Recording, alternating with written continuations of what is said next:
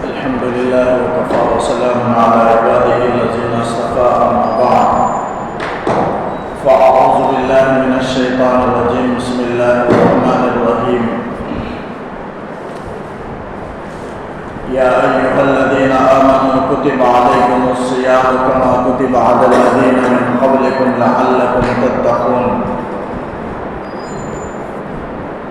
سورہ بقرہ کے 23ویں رکوع کی ابتدائی آیت ہے۔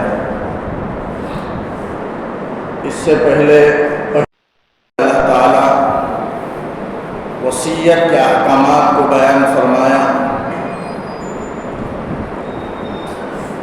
کہ وارثین کے لیے وصیت جائز نہیں ہے، اس لیے کہ حدیث آپ نے فرمایا ان اللہ قد اعطى كل ذی حق حقہ فلا وصیۃ لوارث۔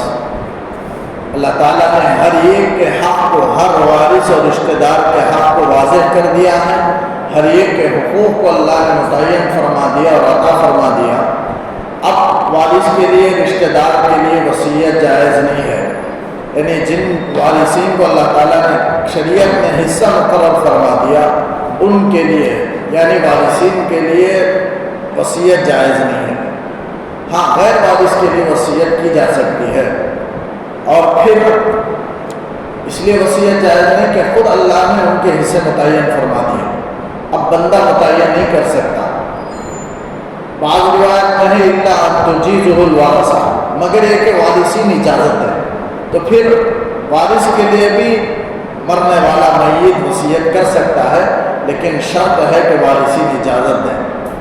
تو وصیت کے احکام ہو، لیکن بعض احکام بندے پر بعض معاملات ہو یا قرض ہو یا حقوق اللہ، حقوق العباد کی ذمہ داری ہو، تو ایسی واجب اور فرض کی ذمہ داری کی وصیت کر دینا یہ واجب ہے۔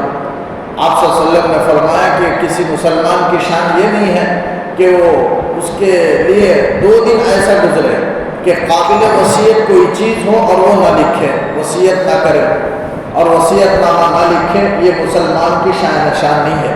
مومن کی شان نشان یہ ہے کہ جو کام اہم ہے، جو وصیتیں ضروری ہیں ان کو وصیت نامہ لکھ کر کے تحریر کر کے رکھ دیا جائے، تاکہ کسی رشتہ دار کا بھی یا کسی اور کا بھی نقصان نہ ہو۔ تو وصیت کے احکام کو پچھلے آیتوں میں اللہ تعالیٰ نے بیان فرمایا۔ اب میں نے 23ویں رکوع کی جو آیت تلاوت کی، اس میں اللہ تعالیٰ ایمان والوں سے خطاب کرتا ہے، یا ایھا الذین آمنوا، اے ایمان والوں، ڈائریکٹ جیسے بیٹے کو بیٹا کہہ کر کے پکارے، تو اس میں محبت کا جو انداز ہوتا ہے، نام لے کر پکارنے میں وہ محبت کا اظہار نہیں ہوتا، بیٹے کو بیٹا کہہ کر پکارے اور کہیں کہ بیٹا یہ کام کرو، تو اس میں محبت کا اظہار ہوتا ہے اور محبت بھرا جملہ ہے۔ اسی طریقے سے یہاں ایمان کی نسبت سے اللہ نے پکارا، والد باپ اپنے بیٹے کو ابن کی نسبت سے پکارتا ہے کہ بیٹا ایک کام کرو، یہاں اللہ تعالیٰ ایمان کی نسبت سے بندے کو حکم دے رہا ہے اور پکار رہا ہے کہ اے ایمان والو، یہ محبت کا انداز ہے۔ حضرت عبداللہ بن مسعود رضی اللہ عنہ فرماتے ہیں جب بھی اللہ تعالیٰ یا ایھا الذین آمنوا کہتا ہے تو میں چوکنا ہو جاتا ہوں، ہوشیار ہو جاتا ہوں، اس لیے کہ اللہ تعالیٰ کسی حکم کا مطالبہ کر رہے ہوتے ہیں اور میں چوکنا ہو کر کے دیکھتا ہوں کہ اللہ تعالیٰ ڈائریکٹ مجھ سے، ایمان والوں سے کس چیز کا مطالبہ کر رہا ہے، میں سنتا ہوں، گویا اس کے اندر اللہ تعالیٰ حکم کو بیان کرتے ہیں اور کسی چیز کا مطالبہ کرتے ہیں، تو میں غور سے سنتا ہوں کہ اللہ کیا مطالبہ کر رہا ہے، کیا حکم ہمیں دے رہا ہے۔ تو اس آیت میں اللہ تعالیٰ نے کہا یا ایھا الذین آمنوا، اے ایمان والو، کتب علیکم الصیام، تم پر روزے فرض کیے گئے۔ صوم، صیام روزے کو کہتے ہیں۔ اللہ تعالیٰ نے اس میں روزے کی فرضیت کو بیان فرمایا۔ رمضان کے روزے کے فرض ہونے سے پہلے عاشورہ کا روزہ فرض تھا۔ 10 محرم الحرام کی 10ویں تاریخ کو عاشورہ کہتے ہیں، تو 10ویں تاریخ کا روزہ فرض تھا رمضان کے روزے کے فرض ہونے سے پہلے، اور ہر مہینے کی 13ویں، 14ویں، 15ویں تاریخ کا روزہ فرض تھا۔ پچھلی امتوں کے بھی بلکہ روایتوں میں آتا ہے حضرت نوح علیہ السلام کے زمانے سے لے کر کے آپ صلی اللہ علیہ وسلم کے زمانے تک بھی اس امت میں بھی وہ روزے فرض تھے، عاشورہ کا اور ہر مہینے کے 3 روزے۔ یہ بہت اچھا ہے اور ہر ایک کو روزہ رکھنا چاہیے، ہر مہینے کی 13ویں، 14ویں، 15ویں اور عاشورہ کا، اس کا اہتمام کرنا چاہیے۔ ہر امت نے روزہ رکھا، لیکن اللہ نے وہ روزے فرض فرمائے تھے، لیکن اب وہ حکم منسوخ ہو گیا۔ اب رمضان کے روزے فرض ہو گئے، تو اب وہ 4 دنوں کے عاشورہ کے اور ہر مہینے کے 3 دن کے روزے مستحب ہو گئے۔ جو چاہے رکھے، جو چاہے نہ رکھے، نہ رکھے تو گنہگار نہیں ہوگا۔ اب حکم منسوخ ہو گیا، اب رمضان کا روزہ فرض ہو گیا، لیکن اس سے پہلے وہ 4 روزے فرض تھے۔ تو فرمایا کتب علیکم الصیام، تم پر روزے فرض کیے گئے۔ صیام کے معنی روزے کے عربی میں، صوم کے معنی مطلق رکنا ہے، لیکن شریعت میں صبح صادق سے لے کر کے غروب آفتاب تک 3 چیزوں سے رکنا: کھانے سے رکنا، پینے سے رکنا اور اپنی خواہشات پوری کرنے سے، یعنی جماع کرنے سے، بیوی سے ہم بستری کرنے سے رکنا۔ یہ 3 کام سے رکنے کا نام روزہ ہے، نیک نیتی کے ساتھ، اللہ کی رضا کے لیے نیت بھی ہونا ضروری ہے روزے میں۔ ہر عبادت کے اندر جو بھی عبادت مقصودہ ہو، نماز ہے، روزہ ہے، زکوٰۃ ہے، حج ہے، نیت کا ہونا ضروری ہے۔ بغیر نیت کی عبادت صحیح نہیں ہوتی، لہذا روزے میں بھی نیت ہونا۔ آدھے دن سے پہلے نیت کر لیں، اگر روزہ رکھنے کا ارادہ ہے تو آدھے دن کے گزرنے سے پہلے یعنی 11 بجے سے پہلے تک کے اندر روزے کی نیت کر لیں، 11:30 سے پہلے روزے کی نیت کر لیں۔ تو فرمایا گیا صوم کہتے ہیں رکنے کو، تو صبح صادق سے رکنا، یہ نہار شرعی ہے، دن شرعی دن اکثر صبح صادق سے، یعنی فجر کی اذان جب ہوتی ہے وہاں سے لے کر کے مغرب کی اذان، جب اس سے پہلے جو غروب آفتاب ہے وہاں تک نہار شرعی ہے، یعنی شریعت میں دن ہے۔ اب وہ دن کا روزہ رکھنا ہے، لیکن عرف میں دن کسے کہتے ہیں؟ آفتاب سورج طلوع ہوتا ہے 7 بجے، 6:30 بجے جو طلوع ہوتا ہے وہاں سے لے کر کے غروب آفتاب تک یہ نہار عرفی ہے، یعنی دنیا کے اعتبار سے دن سمجھا جاتا ہے، لیکن شریعت کے اعتبار سے دن صبح صادق سے ہے، یعنی فجر کے اذان سے پہلے، صبح صادق ہونے کے بعد ہی فجر کی اذان دی جاتی ہے۔ تو اس وقت سے لے کر کے غروب آفتاب تک کھانے سے رکنا، پینے سے رکنا، جماع سے رکنا، یہ 3 کاموں کو اللہ کی رضا کے لیے ان 3 کاموں سے رکنا، اسے روزہ کہتے ہیں۔ تو فرمایا کتب علیکم الصیام، تم پر روزے فرض کیے گئے، کما کتب علی الذین من قبلکم، جیسے تم سے پہلے امتوں پر بھی، تم سے پہلے لوگوں پر بھی فرض کیا گیا۔ یعنی تسلی کے لیے اللہ تعالیٰ نے کہا کہ صرف تم پر روزے فرض نہیں کیے گئے، بلکہ تم سے پہلے جتنی امتیں گزری ہیں، یہ تسلی کے لیے۔ جیسے وبا عام ہوتی ہے تو مریض کو تسلی ہوتی ہے کہ یہ مرض مجھے ہی لاحق نہیں، بلکہ یہ مرض تو عام ہے۔ کھانسی، کئی لوگ اگر کھانسی میں مبتلا ہو تو ایک کھانسی کے مریض کو تسلی ہوتی ہے کہ ہوا چل رہی ہے، جس کی وجہ سے کھانسی کی وبا یہ عام ہو گئی ہے، لہذا مجھے انہیں دوسروں کو بھی کھانسی ہے، کچھ تسلی ہوتی ہے۔ اسی طرح اللہ تعالیٰ یہاں تسلی دے کر فرما رہے ہیں کہ روزہ صرف تم پر نہیں، تم سے پہلے امتوں پر بھی فرض کیا گیا تھا۔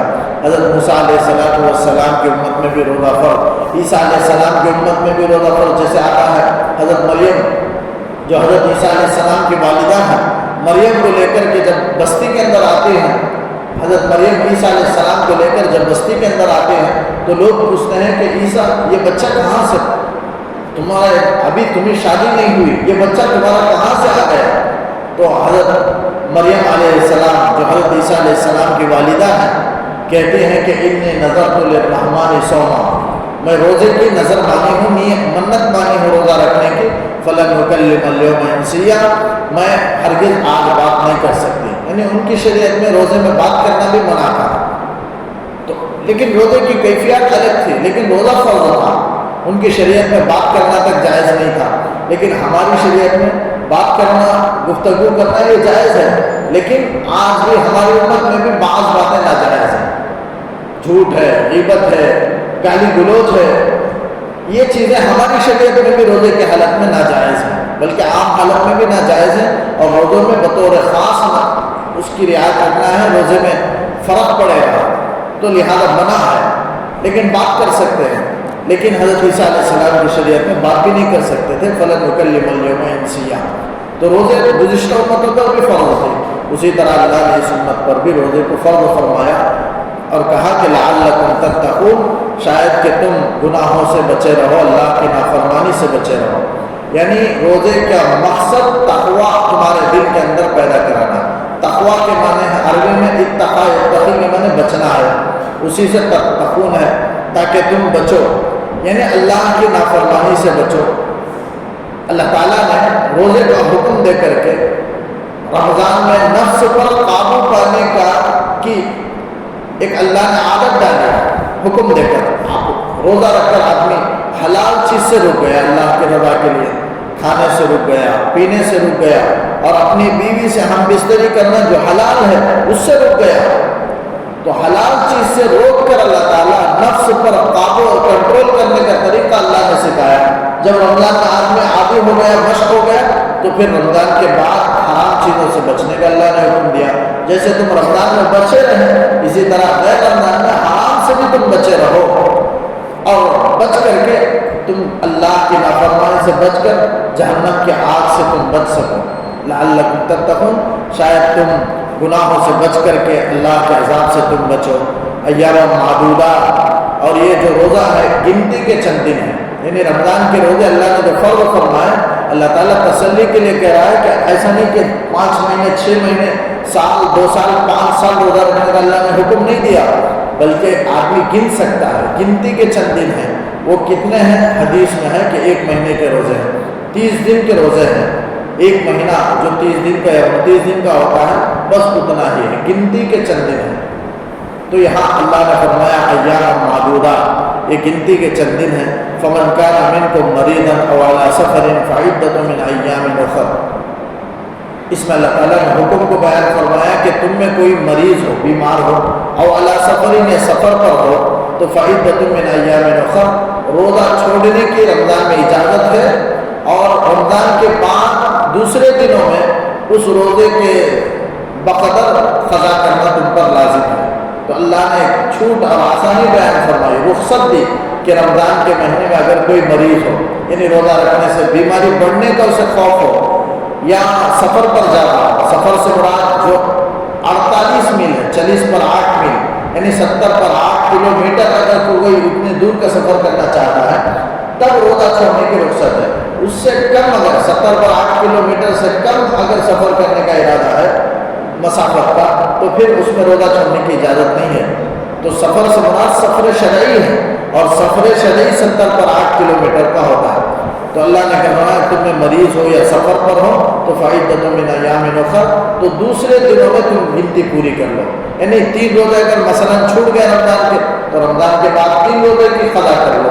اللہ نے رخصت دی ہے، آسانی دی ہے کہ اسی حکم میں وہ جتنے بھی دوسرے ہیں، حاملہ ہے، مرضعہ ہے، ان کو بھی روزہ چھوڑنے کی اجازت ہے۔ مریض ہی کے حکم میں وہ داخل ہوں گے۔ حاملہ یعنی حمل سے ہے، بچہ پیٹ میں ہے، اگر وہ نہ کھائیں گی غذا بچے کے لیے نقصان دہ ہے، پانی نہیں پئیں گے بچے کے لیے نقصان دہ ہے، یا دودھ پلانے والی عورت ہے، اگر وہ کھائیں گے نہیں، روزہ رکھے گی تو پھر دودھ بچے کے لیے مشکل ہے۔ اگر یہ خوف رکھے تو پھر یہ دونوں روزہ چھوڑنے کی اجازت ہے، ان کے لیے بھی رخصت ہے، وہ مریض ہی کے حکم میں آئیں گے۔ تو حاملہ بھی روزہ چھوڑ دے، مرضعہ بھی روزہ چھوڑ دے، لیکن جب یہ خوف ختم ہو جائے تو پھر اس کی قضا کرے۔ تو فرمایا فمن کان منکم مریضا، تم میں جو مریض ہو یا سفر پر ہو تو دوسرے دنوں میں وہ گنتی پوری کر لیں۔ وعلی الذین یطیقونہ فدیۃ طعام مسکین، اور ان لوگوں پر جو روزے کی طاقت نہیں رکھتے۔ یہاں مفسرین نے 2 باتیں بیان کی ہیں۔ ایک ہے کہ ابتدائی اسلام میں اللہ تعالیٰ نے رخصت دی تھی کہ جو چاہے روزہ رکھے، جو چاہے نہ رکھے، جو روزہ نہیں رکھتے ہیں روزے کے بدلے میں فدیہ دے دیں، اس کی اجازت تھی ابتدائی اسلام میں۔ اسی کا یہاں ذکر ہے وعلی الذین یطیقونہ، جو روزہ رکھنے کی طاقت رکھتے ہیں ان کے لیے فدیۃ طعام مسکین، اور پھر روزہ نہ رکھنا چاہیں، طاقت ہونے کے باوجود نہ رکھنا چاہیں تو ایک مسکین کا فدیہ ہے، ایک مسکین کے کھانے کا فدیہ ہے۔ یہ ابتدائی اسلام میں حکم تھا، بعد میں منسوخ ہو گیا دوسری آیت کی وجہ سے، جو آگے وہ آیت آ رہی ہے اس آیت کی وجہ سے منسوخ ہو گیا۔ لیکن یہ جب شروع میں حکم تھا تو مالدار غریب لوگ روزہ رکھتے تھے اور مالدار روزہ نہیں رکھتے تھے، اس کے بدلے میں ایک روزے کا فدیہ دے دیتے تھے. تو بعد میں اللہ نے حکم کو منسوخ کر کے دوسرا حکم لایا کہ فمن شہد منکم الشہر فلیصم، جو بھی رمضان کے مہینے کو پائے چاہے وہ غریب ہو مالدار ہو وہ روزہ رکھے. بعد میں وہ حکم آ گیا، شروع میں وہ حکم تھا. تو ایک مطلب یہ ہے. اور دوسرا مطلب علی الذین یطیقون ہوگا. مفسرین نے لکھا ہے یہاں یطیقون لا یطیقون کے معنی میں ہے، یعنی نفی کے معنی میں. جو روزہ رکھنے کی طاقت نہیں رکھتے ہیں ان کے لیے ایک مسکین کا فدیہ ہے. یعنی بالکل ایسا بیمار ہے کہ وہ بیماری سے صحت یابی کی امید ہی نہیں ہے، آئندہ وہ صحت پائے گا اس کی امید نہیں، یا بالکل بہت بوڑھا ہے کہ روزہ نہیں رکھ سکتا، روزہ رکھنے کی جسم میں طاقت نہیں ہے. یہ دو شخص کو اجازت ہے کہ وہ ایک مسکین کے کھانے کا فدیہ دے دیں. ہاں اگر مریض بعد میں اچھا ہو جائے فدیہ دے دیے، لیکن پھر اچھا ہو گیا صحت یاب ہو گیا تو پھر وہ روزے کی قضا کرنا ضروری ہے. جو فدیہ کیا وہ کافی نہیں ہوگا. صحت پانے کے بعد اس روزے کے اتنے روزے کی قضا کرنا اس کے ذمہ ضروری ہے. لیکن اگر صحت نہ ملے تو پھر وہ فدیہ سے کام چل جائے گا، فدیہ دے دے تو کافی ہے. تو اب فرمایا ایک مسکین کے کھانے کا فدیہ، جو ایک دن کے کھانے کا، ایک مسکین سے مراد ایک دن کے کھانے کا فدیہ. ایک مسکین کو 2 وقت کا، یعنی وہ ایک دن میں 2 وقت کے کھانے کا فدیہ کسی مسکین کو دے، غریب کو دے دے. یہی روزے کا فدیہ ہے جو اللہ کے رسول صلی اللہ علیہ وسلم نے فرمایا ایک مد ہے، آدھا سا گیہوں ہے اس کی مقدار. جو صدقہ فطر کا ہم دیتے ہیں وہی مقدار ہے ایک مسکین کے روزے، ایک روزے کا فدیہ وہی ہے جو صدقہ فطر کے بقدر ہے. صدقہ فطر دیا جاتا ہے اسی کی مقدار ہے جو آدھا سا گیہوں ہے. وزن کے اعتبار سے 1 کلو 575 گرام اور 140 ملی گرام کے بقدر قیمت. گیہوں اگر دینا چاہے تو دے سکتا ہے، اس کی قیمت اگر ادا کرنا چاہے تو قیمت بھی ادا کر سکتا ہے. یہ ایک مسکین ایک روزے کا فدیہ ہے جو اللہ نے بیان فرمایا. لیکن اگر کوئی غریب ہو، بوڑھا بھی ہے اور غریب بھی ہے، روزہ بھی نہیں رکھ سکتا اور فدیہ بھی نہیں دے سکتا ہے، اب اس کے لیے حکم ہے کہ وہ اللہ سے استغفار کرتا رہے اور جب اللہ سے سہولت دے دے اس موقع پر ادا کر دے. اگر سہولت ہی نہ ہو تو پھر ہمیشہ اللہ سے استغفار کرتا رہے، یہی اس کا فدیہ ہے. پھر آگے فرمایا فمن تطوع خیرا فهو خیر اللہ. اگر کوئی بھلائی کو، مال کو خوشی کے ساتھ ضائع اگر دے تو فهو خیر اللہ، یہ اس کے لیے بہتر ہے. یعنی ایک مسکین کا فدیہ آج جو ہم ادا کرتے ہیں صدقہ فطر 60 پر 5 روپیہ، 60 پر 6 روپیہ، 60 پر 6 روپیہ میں انسان 2 وقت کا پیٹ بھر کر کیسے کھا سکتا ہے؟ بہرحال فدیہ ہے. لیکن اگر کوئی 2 وقت کا اندازہ لگا کر کے 100 روپیہ اگر دے دے کہ دوپہر کا 60-70 روپے کے مقدار میں اور صبح کا ناشتہ 30-40 روپے کی مقدار حساب لگا کر اگر بڑھ کر دے دے تو یہ بہتر ہے. قرآن کہتا ہے خوشی سے اگر زائد مال کچھ دے دے فدیے میں تو یہ اس کے لیے بہتر ہے. وَأَن تَصُومُوا خَيْرٌ لَكُمْ. اور پھر فرمایا اگر تم روزہ رکھ لو تو خیر لکم ہے، تمہارے لیے بہتر ہے. یعنی مریض اور مسافر ہونے کی حالت میں جو اللہ نے رخصت دی تھی وہ رخصت کو عمل نہ کرتے ہوئے بلکہ عزیمت پر عمل کرتے ہوئے رمضان میں بھی کوئی مسافر روزہ رکھ لے، مریض روزہ رکھ لے تو اللہ تعالیٰ کہتا ہے یہ تمہارے لیے بہتر ہے. خیر لکم روزہ رکھنا اور یہ بہتر ہے، فدیہ دینے سے یہ بہتر ہے. اور رمضان میں روزہ چھوڑنے سے، رخصت پر عمل کرنے سے بہتر ہے کہ تم روزہ رکھو. وَأَن تَصُومُوا خَيْرٌ لَكُمْ. لیکن روزہ چھوڑنے کی بھی اجازت ہے. اگر کوئی سفر میں جا رہا ہے، 70 پر 8 کلومیٹر کا سفر ہے، لیکن سفر میں مشقت کا ہونا کوئی ضروری نہیں. احناف کے پاس، امام شافعی کے پاس سفر میں مشقت کا ہونا ضروری ہے. اگر مشقت کرتے چاہیں تب روزہ چھوڑ سکتا ہے، اگر آسانی ہے تو نہیں چھوڑ سکتا ان کے پاس. لیکن ہمارے احناف کے پاس، امام ابو حنیفہ رحمۃ اللہ علیہ کے پاس یہ ہے کہ سفر اگر ہے، سفر میں مشقت ہو یا نہ ہو، روزہ چھوڑنے کی اجازت ہے. بعد میں قضا کرے رمضان کے بعد رخصت ہے روزہ چھوڑنے کی. لیکن آج کل تو سفر میں بہت آسانی ہے، اپنے گھر سے زیادہ اپنے گھر میں بہت سے کام آنے میں، گرمی میں پھرنا پڑتا ہے، گھر کے کام کاج کرنا پڑتا ہے. لیکن سفر میں اگر جانا ہو تو ایک جگہ آدمی بیٹھ کر کے سیٹ پر سفر کر رہا ہوتا ہے اور اوپر اے سی کی ٹھنڈی ہوائیں ہوتی ہیں. آج کل تو سفر میں روزہ رکھنا بہت آسان ہے. تو اس لیے آپ کے اگر عمل رکھ لے تو اس کے لیے بہتر ہے، اس لیے کہ بعد میں ہو سکتا ہے کہ موقع ملے یا نہ ملے قضا کرنے کا، اس لیے بہتر ہے کہ روزہ رکھ لو۔ وَأَن تَصُومُوا خَيْرٌ لَكُمْ إِن كُنتُمْ تَعْلَمُونَ، اگر تم جانو اور تم سمجھو کہ تمہارے لیے روزہ رکھنا بہتر ہے تو تم روزہ رکھو، یہ تمہارے لیے بہتر ہے۔ آگے فرمایا شهر رمضان الذي انزل فيه القرآن هدى للناس وبينات من الهدى والفرقان، رمضان کا مہینہ یہ وہ مہینہ ہے جس میں قرآن نازل کیا گیا۔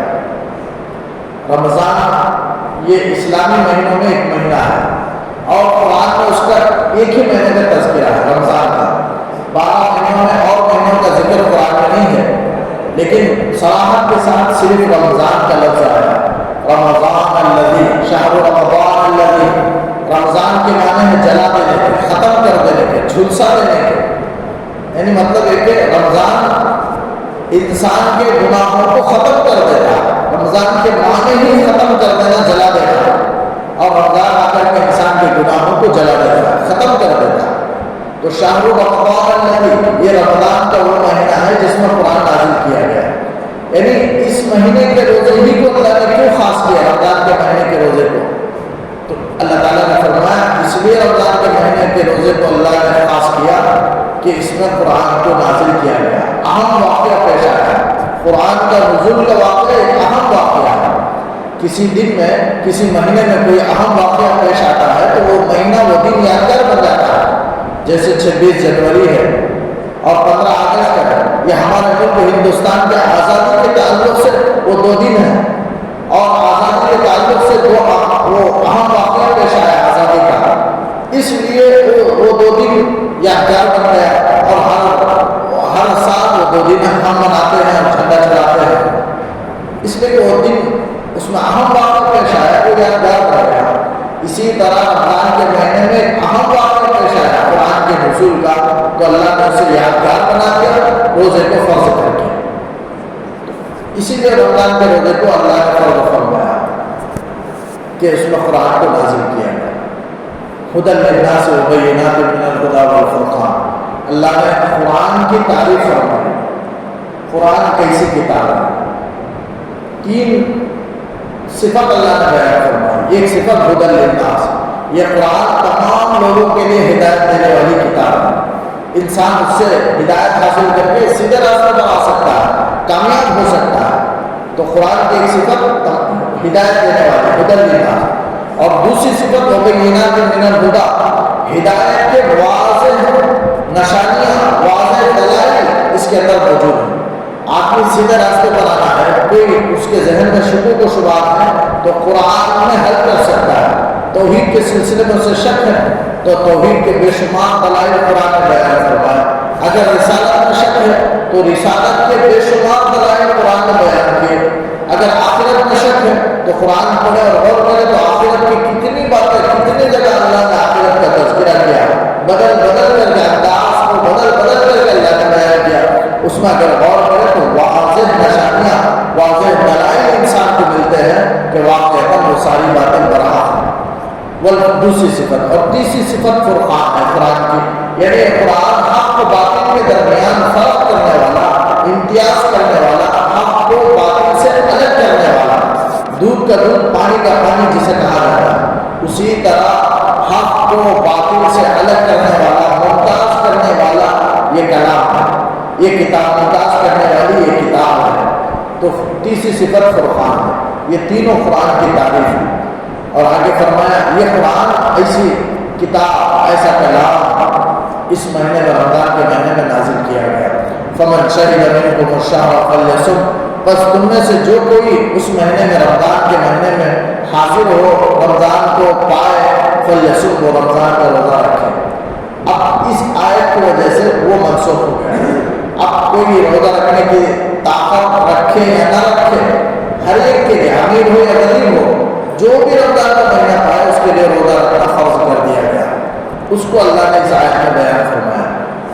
اور پھر فرمایا من کان مریضا او علی سفر فعدۃ من ایام اخر، تم میں سے جو مریض ہیں اور سفر مسافر ہو، سفر پر ہو تو دوسرے دنوں میں گنتی کو پوری کر لیں، یعنی اسی جیسے آیت گزر چکی، اللہ نے دوبارہ اس لیے بیان فرمایا کہ پہلے اللہ نے رخصت دی تھی وَعَلَى يُطِيقُونَهُ کر کے، اب فَمَنْ شَهِدَ مِنْكُمُ الشَّهْرَ یعنی جو بھی رمضان کو پائے روزہ رکھے۔ اب کسی کو وہاں ہو سکتا ہے کہ مریض اور مسافر کو جو رخصت ملی تھی وہ اب رخصت باقی ہے یا نہیں، یہ وہاں ہوا، اس وہاں کو دور کرنے کے لیے اللہ تعالیٰ نے دوبارہ بیان کر دیا کہ رمضان میں ہر ایک پر روزہ فرض ہے، لیکن مریض اور مسافر کو جو چھوڑنے کی رخصت تھی وہ رخصت اب بھی باقی ہے۔ اگر کوئی سفر کی وجہ سے روزہ چھوڑنا چاہے، بیماری کی وجہ سے روزہ چھوڑنا چاہے تو اس کی اسے اجازت ہے، دوسرے دنوں میں وہ پوری کر لے۔ یرید اللہ بکم الیسر ولا یرید بکم العسر، اللہ تعالیٰ تم سے آسانی کا ارادہ کرتے ہیں اور مشکل کا اللہ تعالیٰ ارادہ نہیں فرماتے۔ یہی وجہ ہے آسانی کا حکم ہونے ہی کی وجہ سے روزے کے اندر کوئی شرائط نہیں۔ نماز کے اندر وضو شرط ہے، وضو کے بغیر نماز نہیں ہوتی۔ نماز کے اندر سونے کی اجازت نہیں، اگر غیر مسنون طریقے سے سجدے میں سجدہ غیر مسنون طریقے سے کیا، سنت کے مطابق نہیں کیا اور پھر سو گیا تو پھر اس کی نماز فاسد ہو جائے گی۔ نماز میں سو گیا تو نماز فاسد، نماز میں اگر سلام کا جواب دے دے نماز فاسد، چھین کا جواب دے دے ماشاء اللہ کہہ دے، یرحمک اللہ کہہ دے، الحمدللہ کہہ دے، نماز فاسد، بھول کر کے کسی کو سلام کر دے نماز فاسد۔ نماز میں بہت سارے شرائط ہیں لیکن روزے میں اللہ نے وہ تمام شرائط نہیں رکھے۔ روزے کے لیے وضو شرط نہیں ہے، طہارت کے بغیر بھی اگر سارا دن روزہ رکھنا چاہے، غسل کیے بغیر رہے تو روزہ ہو جائے گا۔ طہارت سے مراد جنابت کیا ہے، حائضہ کے لیے نہیں، حائضہ نفسا یعنی جو ہر ماہ جو عورت کو جو پیریڈ کا زمانہ جسے کہا جاتا ہے اس میں عورتوں کو روزہ رکھنا حرام ہے، منع ہے۔ اسی طرح نفاس کا زمانہ ہے، بچے کی پیدائش کے بعد جو خون نکلتا ہے جسے نفاس کہا جاتا ہے، اس زمانے میں بھی عورتوں کو روزہ رکھنا منع ہے۔ تو حیض و نفاس کی حالت میں منع ہے، لیکن جنابت کی حالت میں اگر کوئی روزے سے رہے تو روزہ صحیح ہو جائے گا۔ تو وضو شرط نہیں ہے، طہارت شرط نہیں ہے روزے کے اندر، اور اسی طریقے سے سونا نہ سونا یہ بھی شرط نہیں ہے، بلکہ اگر روزے کی حالت میں سوئے تو سونے کو عبادت میں شمار کیا گیا۔ نوم الصائم میں عبادت ہو، روزے دار کا سونا بھی عبادت میں شمار کیا گیا، تو سونے کی بھی اجازت ہے۔ تو ہر طریقے کی آسانی روزے کے اندر دی گئی ہے۔ اسی طرح آدمی کچھ بھی کر سکتا ہے، سو سکتا ہے، طہارت اس کے بغیر بھی رہ سکتا ہے، اور پھر اللہ تعالیٰ اس طرح آسانی کا ارادہ کیا، مشکل کا اللہ نے ارادہ نہیں کیا۔ یعنی مطلب مریض ہو تب بھی روزہ رکھیں، سفر پر ہو تب بھی روزہ رکھیں، اللہ نے ایسا حکم نہیں دیا۔ بیمار ہے روزہ چھوڑنے کی اجازت ہے، مسافر ہے روزہ چھوڑنے کی اجازت ہے، یہ سب آسانیاں ہیں اور آسانی ہی کا اللہ ارادہ کرتا ہے۔ وَلَا يُرِيدُ بِكُمُ الْعُسْرَ مشکل کا تنگی کا اللہ ارادہ نہیں کرتا۔ وَلِتُكْمِلُوا الْعِدَّةَ اور جب تم گنتی کو مکمل کر لو تو وَلِتُكَبِّرُوا اللَّهَ اللہ کی بڑائی بیان کرو۔ گنتی کو مکمل کر لو یعنی مطلب رمضان کا مہینہ 30 دن کا ہوگا، اگر چاند 29 کو نظر نہ آئے تو 30 دن مکمل کر لو اور 30 روزے رکھو۔ یا تو رمضان مہینہ پورا اسلامی مہینوں میں 29 یا 30 کا ہوتا ہے، انگریزی تاریخ انگریزی مہینے کی طرح 28 اور 31 کا نہیں ہوتا، بلکہ 29 یا 30 دو ہی تاریخ ہوتی ہے آخری مہینے کے آخر کا۔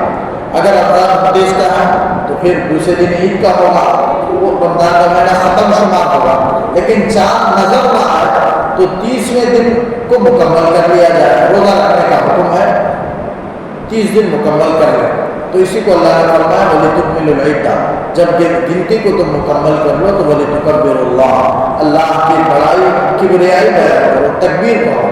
وَلِتُكَبِّرُوا اللَّهَ یہاں اللہ نے تکبیر کہنے کا حکم دیا، اشارہ ہے، اور اشارہ حضور نبی کریم صلی اللہ علیہ وسلم ہی سمجھ سکتے ہیں، ہم سمجھ نہیں سکتے۔ حضور صلی اللہ علیہ وسلم سمجھے ہیں اشارہ کو، اس لیے آپ صلی اللہ علیہ وسلم تکبیرات زوائد کا حکم فرمایا۔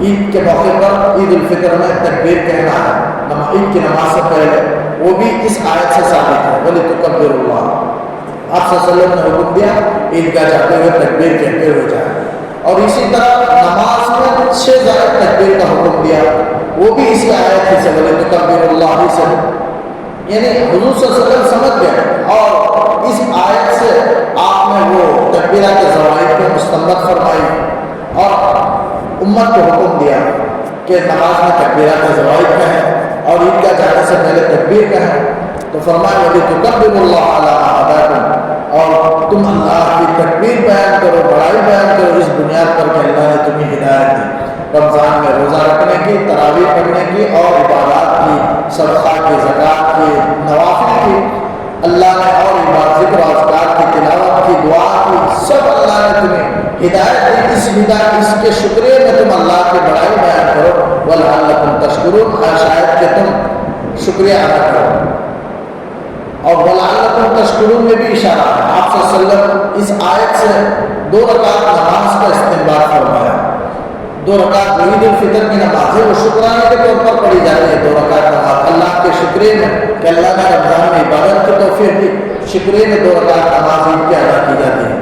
تو وَلَعَلَّكُمْ تَشْكُرُونَ سے مراد شکر ادا کرنا، اور شکر 2 طریقے کا، ایک تو سجدہ شکر ہے، یعنی کوئی بھی نعمت ملے سیدھے سجدے میں چلے جائیں اور پھر اللہ کو کہہ کر کے اٹھ جائیں، سجدے میں سبحان ربی الاعلیٰ کہیں، ایسا اس پر ہی ثواب دیا جائے گا۔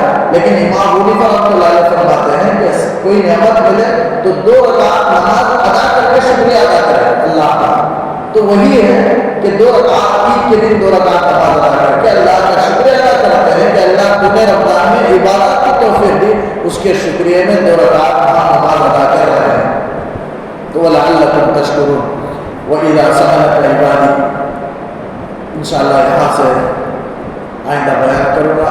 اللہ تعالیٰ سے دعا ہے کہ اللہ تعالیٰ کہی ہوئی سنی باتوں پر کہنے سننے سے عمل کی توفیق دے۔ اللهم صل على سيدنا محمد وعلى آل سيدنا محمد وبارك وسلم عليه۔ ربنا آتنا في الدنيا حسنة وفي الآخرة حسنة وقنا عذاب النار۔ اللهم نور قلوبنا بالقرآن وزين أخلاقنا بالقرآن ونجنا من النار بالقرآن وأدخلنا في الجنة بالقرآن۔ صل على النبي محمد وآله وصحبه أجمعين برحمتك يا أرحم الراحمين، والحمد لله رب العالمين۔